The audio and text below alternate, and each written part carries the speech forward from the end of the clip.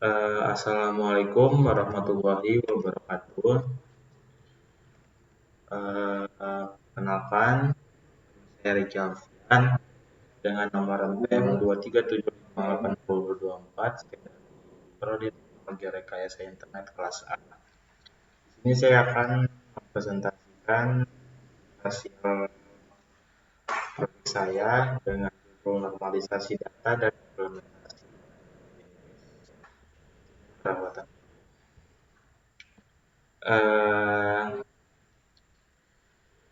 Ada pendahuluan. Tujuan presentasi yaitu mengurangi redundansi data, peningkatan integritas data, implementasi tabel yang sudah dinormalisasi menggunakan MySQL. Manfaat mengurangi redundansi data, meningkatkan integritas data. Selanjutnya, normalized form UNF. Ini adalah tabel awal sebelum normalisasi. Di sini ada yang tabel pertama ada building ID, lalu building name, lalu location, lalu number of floors, lalu years constructed.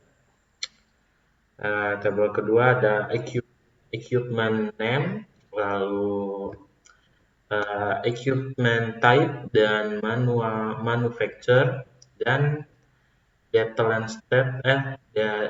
installed, dan warranty expire, dan tax ID.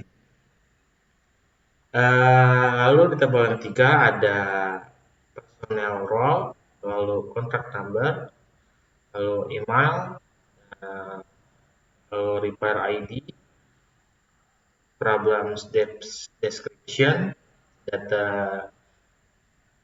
reported, dan date fixed, dan repair cost. Selanjutnya first normal form 1NF. Pertama, aturan, yaitu menghilangkan pengelompokan berulang. Lalu setiap kolom harus memiliki nilai tunggal. Dan diagram, ada tabel terpisah yang memastikan setiap kolom memiliki nilai tunggal. Kedua tabel sudah saya jelaskan di awal tadi yang isinya sama, yaitu ada building ID, building name, location, number of floors, dan years constructed. Di sini kayak building dengan isi 1, building name dengan tower A, location kayak downtown, lalu numbers of floor ada 15, dan years constructed-nya ada 2005, atau ini adalah tahun pembangunan. Ini ada lokasi, dan ada building name, ada building ID juga. Dan di bawah sama seperti yang di atas, ada tahun pembangunan, ada lokasi, dan sebagainya. Lanjut ke second normal form 2NF, yaitu aturan setiap tabel hanya menyimpan data yang berkaitan langsung dengan kunci utama. Lalu diagram, table buildings room, equipment, lalu ada maintenance task, dan tenants schedule, dan personal report. Ada table buildings juga yang terdiri dari buildings ID, buildings name, location, number of floors, dan years constructed.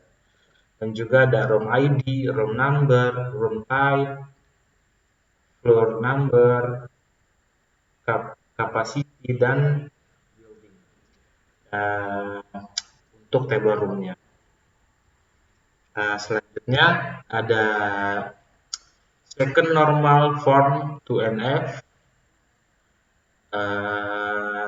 yang terdiri dari ada beberapa table, yaitu ada table equipment dengan isi equipment ID, lalu ada equipment name, equipment type, dan manufacturer. Lalu ada table task, yaitu terdiri dari task ID, task exception, lalu frekuensi, priority, estimation, duration, dan schedule ID. Lalu di table schedule ada schedule ID, lalu ada schedule date, completion date, dan status. Lalu di table personnel terdiri dari personal ID, personal name, personal role, dan contact number. Ya, dan lanjut ke third normal form 3NF. Meskipun relasi bentuk normal kedua NF memiliki redundansi yang lebih sedikit dibanding dengan relasi 1NF, 1NF, relasi tersebut mungkin masih mengalami anomali pembaruan jika kita hanya memperbarui satu tuple dan tidak yang lainnya. Database akan berada dalam keadaan tidak konsisten. Itu ada aturan menghilangkan ketergantungan transitif. Pastikan bahwa setiap atribut non-kunci bergantung secara langsung dan hanya kunci utama. Lalu diagramnya ada diagram IR menunjukkan relasi antara tabel yang sudah di 3NF dengan menekan pada penghilangan ketergantungan transitif yang spesifik. Lalu di sini ada contoh ketergantungan transitif dalam normalisasi database 3NF, yaitu ketergantungan transitif adalah situasi mana atribut non-primary key dalam suatu tabel bergantung pada atribut non-kunci lain yang pada gilirannya bergantung pada kunci utama. Hal ini dapat menyebabkan redundansi data, anomali data, dan kesulitan dalam memelihara database. Selanjutnya ada diagram 3NF, third normal form, yaitu normalisasi database bertujuan untuk mengatur struktur tabel relasional guna meminimalkan redundansi data dan anomali data. 3NF adalah salah satu bentuk normalisasi yang cukup umum digunakan. Struktur diagram 3NF. Sebuah diagram 3NF biasanya diwakili dengan diagram entitas relasi ERD. ERD menampilkan entitas tabel, atribut kolom, hubungan relasi, dan kardinalitas jumlah kemunculan antar entitas. Lanjut, ada contoh implementasi. Misalkan kita memiliki ketergantungan transitif dalam table equipment. Sebelum 3NF, equipment terdiri dari equipment ID, room ID, building ID. Setelah 3NF, pastikan setiap tabel hanya menyimpan data yang relevan langsung dengan utama. Lalu penjelasan diagram.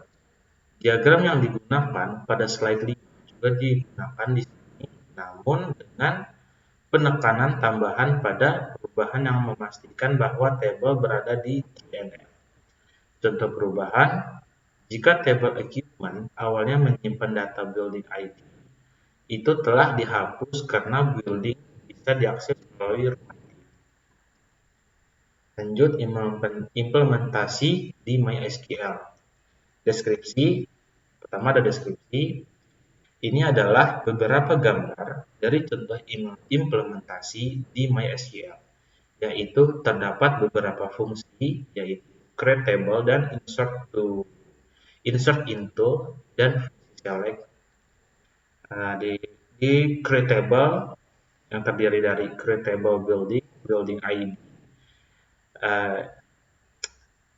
lalu ada int primary key, dan building name ada first-mar dan 50, dan location, lalu ada numbers of floors, dan year constructed year yang telah diimplementasikan dalam table create table. Ya, ada pada gambar. Lalu insert into, yaitu room yang terdiri dari room ID, lalu room type, floor number, capacity, dan building ID. Lalu ada select, yaitu yang terdiri dari select, from, dan group group ID, building ID. Selanjutnya